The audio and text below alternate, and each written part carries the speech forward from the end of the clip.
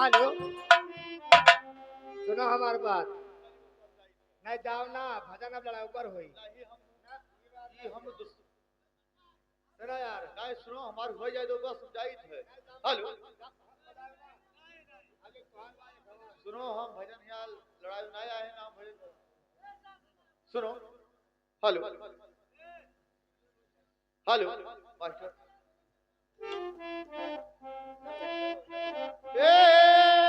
काऊ बिना तोरा प्राण दुखित है काऊ बिना तलपी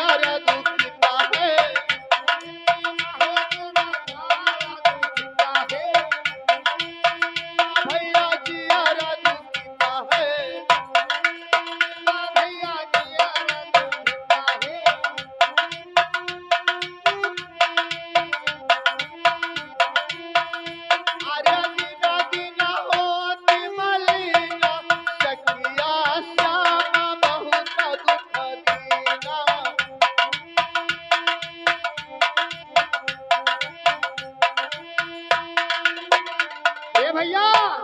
हेलो सखिया चांद हमें बड़ा दुख दीना भजनी भैया कहना क्या है मास्टर हेलो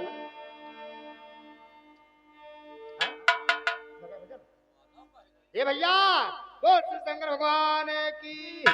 बोल जगह भूम की बोल गुरु महाराज गुदरिया दास बाबा की मर गया मगर कहना क्या है हरे सीताराम